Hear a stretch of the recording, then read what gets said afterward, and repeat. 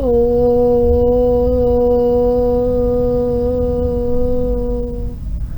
ओ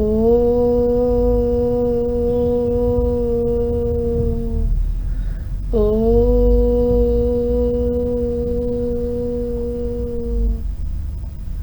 नमस्कार, म प्रेक्षा पराजुली हजुरको सामु फेरि पनि पुनः उपस्थित भइ नै सकिसकेको छु। श्रीमद् भागवती थारूको बारेमा हजुरलाई यस किताबमा रहेका विभिन्न कुराहरूको बारेमा जानकारी गराउनका लागि आज पनि म हजुरहरूलाई अध्याय 10 भगवानको ऐश्वर्य बारे यस किताबमा रहेका बाँकी कुराहरूको बारेमा जानकारी गराउन आइसकेको छु। अध्याय 10 भगवानको ऐश्वर्य अर्थात् जब भगवान चैतन्य महाप्रभु बनारसमा हरे कृष्ण कृष्ण कृष्ण हरे हरे हरे राम राम राम हरे हरे यो महामन्त्रको प्रचार प्रसार गरिरहनु भएको थियो। त्यस समय हजारौं हजार मानिसहरूले उहाँको अनुसरण गरिरहेका थिए।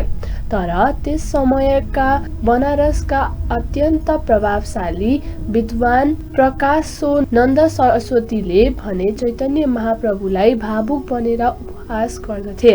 कहिलेकाहीँ दार्शनिकहरू भक्तहरूलाई अज्ञानका अन्धकारमा परेर र दार्शनिक रूपले सोझा भावुकतावादी बनेर आलोचना गर्दछन्। वास्तवमा त्यो सत्य होइन। भक्ति मार्गका कयौं ठूला ठूला विद्वानहरू छन् जसले भक्ति दर्शन प्रस्तुत गरेका छन्। तर यदि कुनै भक्तले तिनका दार्शनिक ग्रन्थहरू तथा गुरुबाट पर्याप्त लाभ नलिएका भए पनि भगवानको भक्तिमा एक निष्ठा छ भने उसका भित्रबाट स्वयं भगवानले उसको सहायता गर्नुहुन्छ। त्यसैले कृष्ण भावनामा लागेको सच्चा भक्त ज्ञानविहीन हुँदैन। पूर्ण रूपले कृष्ण भावनामा रहेर भक्ति गर्नु नै उसको एकमात्र योग्यता हो। विवेक बिना कसैले पनि शुद्ध ज्ञान प्राप्त गर्न सक्दैन भन्ने विचार आधुनिक दार्शनिकहरूको छ। तिनीहरूले भगवानले यस्तो उत्तर दिनुभएको छ, पर्याप्त शिक्षा नपाएका भए पनि र वैदिक नियमहरूको पर्याप्त ज्ञान नभएका भए पनि यदि कोही शुद्ध भक्तले संलग्न छ भने यो श्लोकमा उल्लेख भए अनुसार भगवानले तिनको सहायता गर्नुहुन्छ। भगवान अर्जुनलाई भन्नुहुन्छ, चिन्तनद्वारा मात्रै आधारभूत रूपमा परम सत्य भगवानलाई बुझ्न सम्भव छैन। मानसिक प्रयत्न गरेर मात्रै भगवानलाई पाउन वा भगवानलाई बुझ्न असम्भव छ, किनभने परम सत्य भन्ने कुरा नै अति महान छ। चाहे कसैले लाखौं वर्षसम्म चिन्तन गरिरहोस् तापनि यदि ऊ समर्पित छैन र परम सत्यको प्रेमी छैन भने उसले कहिल्यै पनि परम सत्य भगवान श्री कृष्णलाई बुझ्न सक्दैन। केवल भक्ति सेवाद्वारा मात्रै परम सत्य श्री कृष्ण खुसी हुनुहुन्छ र आफ्नै अचिन्त्य शक्तिद्वारा उहाँले शुद्ध भक्तका हृदयमा आफूलाई प्रकट गर्नुहुन्छ। शुद्ध भक्तका हृदयमा त सधैँ कृष्णको निवास हुन्छ। कृष्णको उपस्थिति सूर्य जस्तो प्रकाशवान हुन्छ र त्यहाँ अज्ञानको अन्धकार तुरुन्तै समाप्त हुन्छ। शुद्ध भक्तमाथि हुने भगवान कृष्णको यो विशेष कृपा भनेको यही हो। करोड जन्मदेखि जम्मा भएको भौतिक संगतको प्रदूषण र भौतिकवादी धुलोले मानिसको हृदय सधैँ आच्छादित रहन्छ। तर यदि भगवानको भक्तिमा संलग्न भएर निरन्तर हरे कृष्ण महामन्त्रको जप गरिराख्ने हो भने उक्त धुलो तुरुन्तै सफा हुन्छ र उसले विशुद्ध ज्ञान प्राप्त गर्दछ।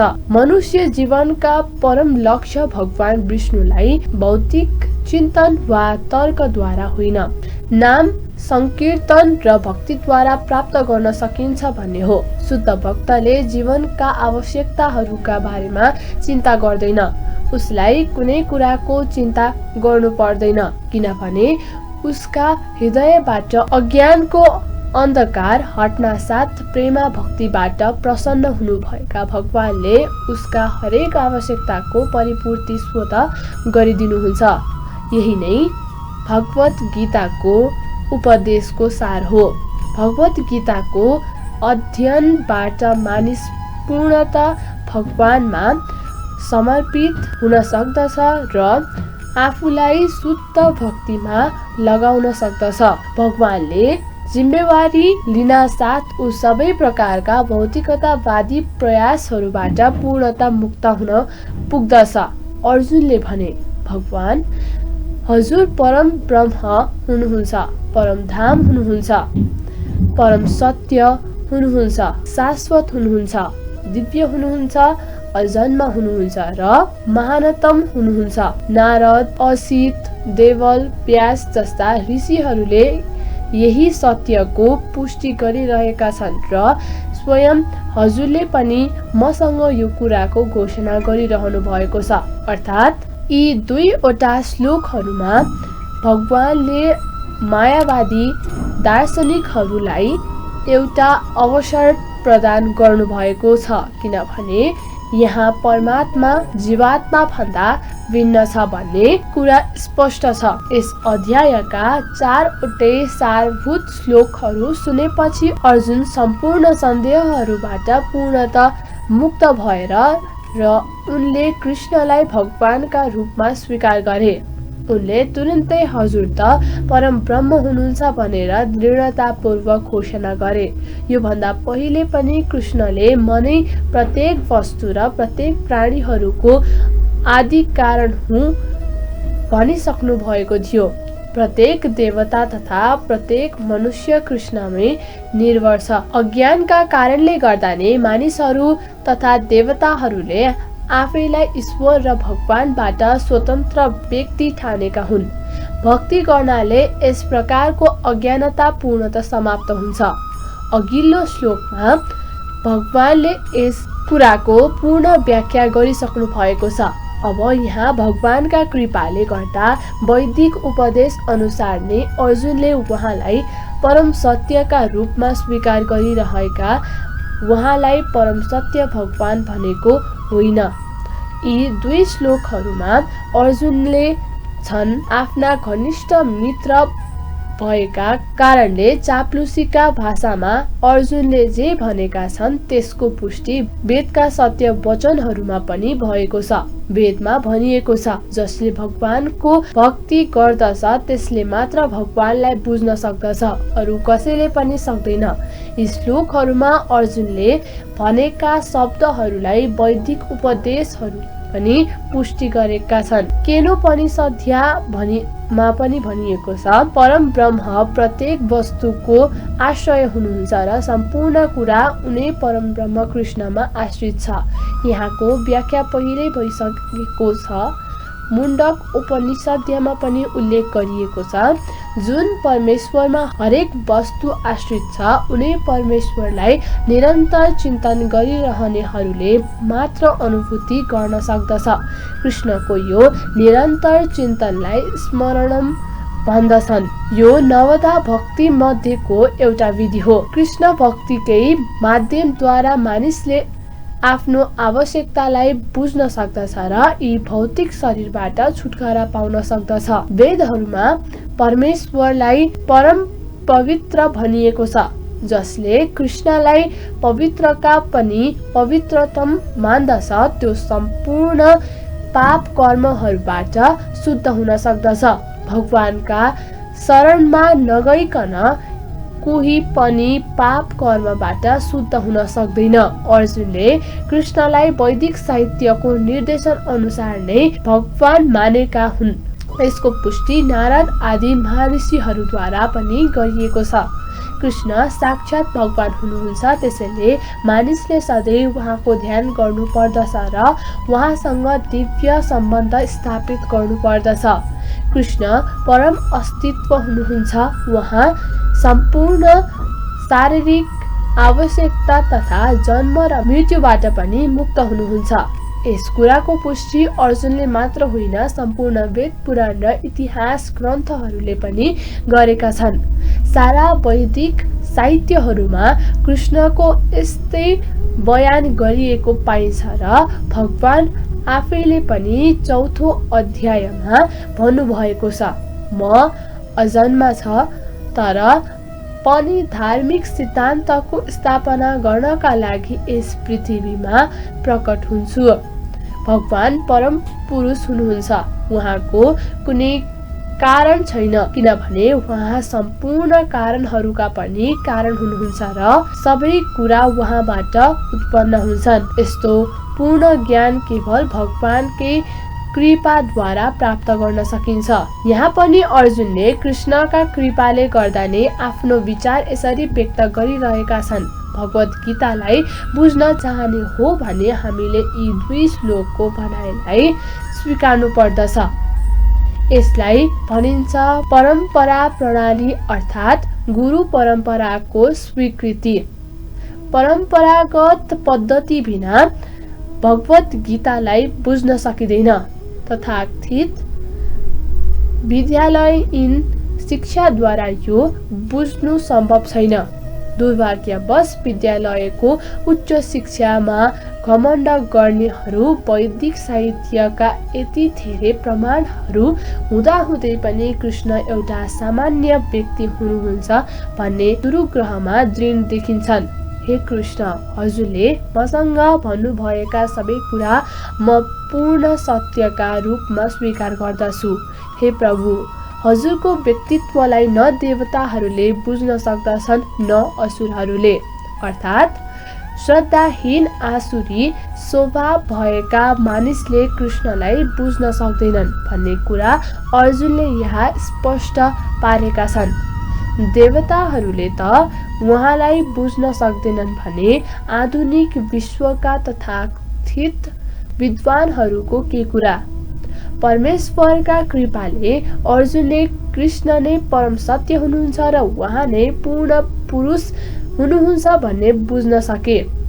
त्यसैले हामीले पनि अर्जुनले देखाएका मार्गमा हिँड्नु पर्दछ।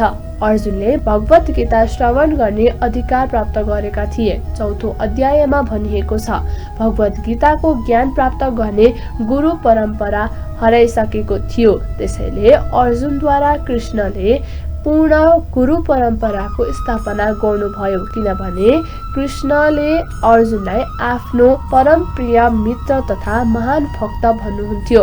अत प्रस्तुत गीतोपनिषदको भूमिकामा उल्लेख गरे अनुसार भगवत गीताको ज्ञान गुरु परम्पराबाट प्राप्त गर्नुपर्दछ।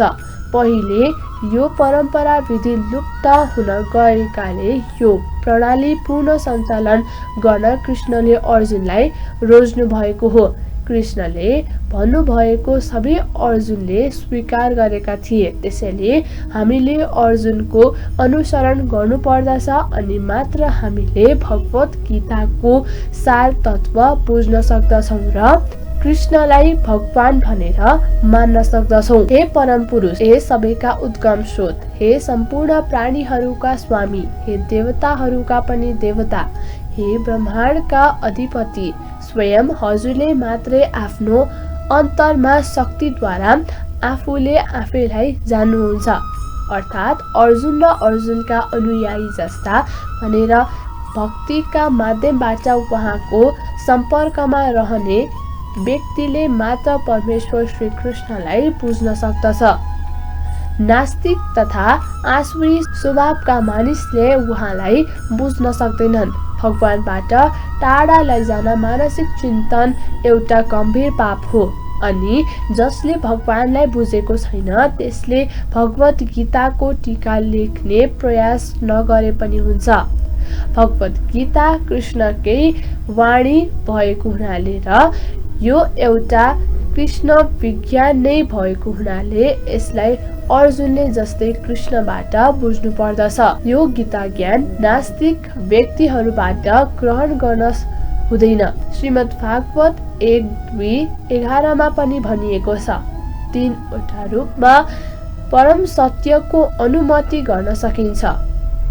एउटा निराकार ब्रह्मका, दोस्रो अन्तयोगी परमात्माका रूपमा र तेस्रो भगवानका रूपमा। त्यसैले परम सत्यको ज्ञानको अन्तिम अवस्थामा मानिस भगवानमा आइपुग्दछ।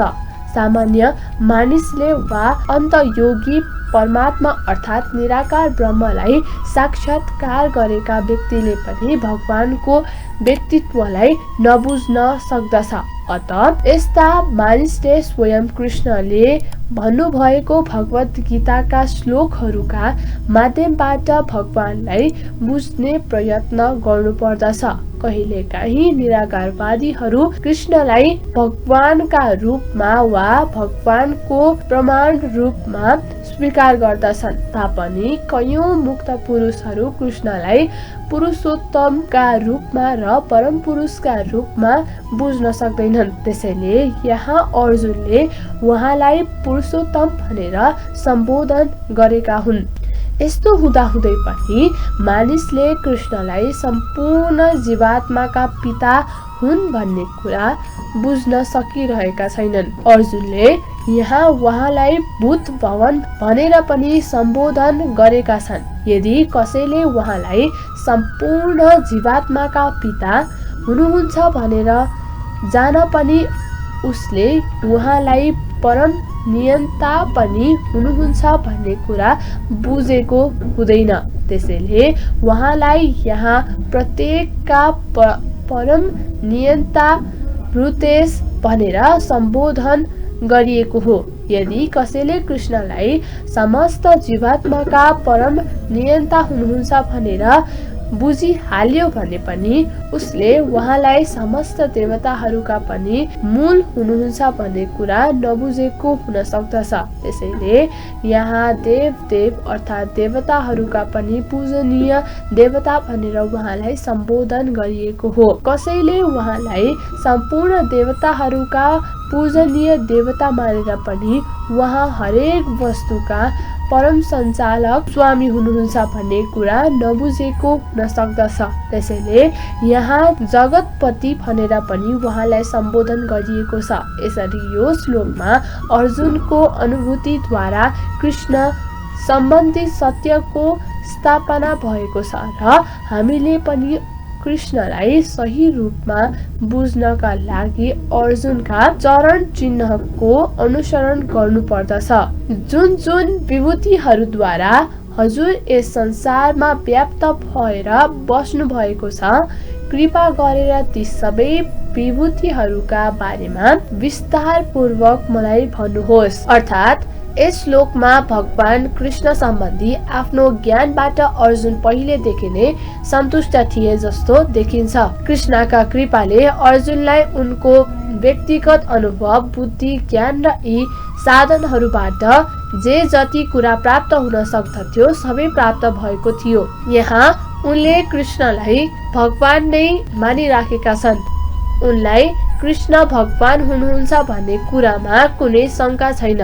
तैपनि कृष्णको सर्वव्यापी स्वभावका बारेमा व्याख्या गर्नका लागि उनी उहाँसँग अनुरोध गर्दछन्। सर्वसाधारण व्यक्तिहरू र निराकारवादीहरू विशेष गरेर भगवानको सर्वव्यापकताका विषयमा चिन्तनशील रहन्छन्। त्यसैले यहाँ अर्जुनले कृष्णसँग आफ्ना विभिन्न शक्तिहरूद्वारा कसरी हजुर सर्वव्यापी रूपमा विद्यमान रहनुहुन्छ भनी सोधे। यहाँ के कुरा बुझ्नु पर्दछ भने अर्जुनले यो प्रश्न सामान्य मानिसका तर्फबाट सर्वसाधारणको हितका लागि सोधिराखेका छन्। हे कृष्ण, हे परम योगी, मैले कसरी निरन्तर हजुरको चिन्तन गरौँ? हजुरलाई मैले कसरी जानू? हे भगवान, हजुरलाई म कुन कुन रूपमा स्मरण गरौँ? अर्थात् भगवान आफ्नै योग मायाद्वारा ढाकिनु भएको छ भन्ने कुरा यसबाट पहिलेका अध्यायहरूमा भनिसकिएको छ। त्यसैले केवल समर्पित आत्मा र भक्तहरूले मात्र उहाँलाई देख्न सक्दछ। आफ्ना मित्र कृष्ण साक्षात भगवान हुनुहुन्छ भन्ने कुरामा अर्जुन पूर्ण विश्वस्त भइसकेका छन्। तर उनी यहाँ त्यस्तो सामान्य विधि जान्न चाहन्छन् जसका सहायताले सर्वसाधारण मानिसहरूले पनि सर्वव्यापी भगवानलाई बुझ्न सकुन्। भगवान आफ्नै योगमाया शक्तिद्वारा ढाकिएर रहने हुनाले सर्वसाधारण मानिस तथा नास्तिक र आसुर नास्तिक र असुरले उहाँलाई जान्न सक्दैनन्। फेरि पनि तिनीहरूको लाभका लागि अर्जुन कृष्णसँग यी प्रश्नहरू सोधिरहेका छन्। माथिल्ला स्तरका भक्तहरू केवल आफ्नै जानकारीका लागि मात्र चिन्तन हुँदैनन्, बरु सम्पूर्ण मनुष्य जातिको ज्ञानका लागि चिन्तन रहन्छन्। त्यसैले अर्जुनले एउटा वैष्णव तथा भक्त भएका नाताले दयावश सर्वसाधारणका लागि भगवान सर्वव्यापी हुनुहुन्छ भन्ने ज्ञानको ढिका खोलिदिएका छन्। श्री कृष्ण योगमाया शक्तिका स्वामी हुनुहुन्छ, जसले गर्दा उहाँ सर्वसाधारणका लागि कहिले ढाकिने र कहिले नढाकिने गर्नुहुन्छ। त्यसैले उहाँलाई यहाँ योगिन भनेर सम्बोधन गरिएको छ। कृष्णप्रति प्रेम नभएका सामान्य मानिसहरू कृष्णका बारेमा निरन्तर चिन्तन गर्न सक्दैनन्। फलस्वरूप उनीहरू भौतिक विषयका चिन्तन गर्न सुरु गर्दछन्। अर्जुनको यहाँ यस संसारका भौतिकवादी मानिसहरूको चिन्तनका विषयमा सोचिरहेका छन्। यहाँ प्रयोग गरिएको केसु छ भावेषु भन्ने शब्दावलीको भौतिक प्रकृतितर्फ संकेत गरिएको छ। भाव शब्दको अर्थ हो भौतिक वस्तु। भौतिकवादी मानिसहरूले आध्यात्मिक रूपमा कृष्णलाई बुझ्न सक्दैनन्। उनीहरूलाई भौतिक वस्तुहरूमाथि मन एकाग्र गर्न र भौतिक रूपमा कृष्ण कसरी प्रकट हुनुहुन्छ त्यसको दर्शन गर्न प्रयास गर्न सल्लाह दिएको छ। हे जनार्दन, कृपा गरेर फेरि पनि हजुरको योग शक्ति तथा ऐश्वर्यहरूका बारेमा विस्तारपूर्वक वर्णन गर्नुहोस्। आज मैले हजुरहरूलाई यस अध्याय 10 भगवानको ऐश्वर्यमा रहेका विभिन्न कुराहरूको बारेमा मैले हजुरलाई बताएँ।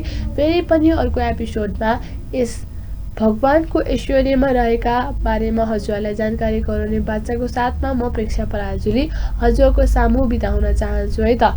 हस्त नमस्कार सबैजनालाई राधे राधे। साथसाथै लाइभ फोकी टेलिभिजन हेर्न नबिर्सनु होला है त।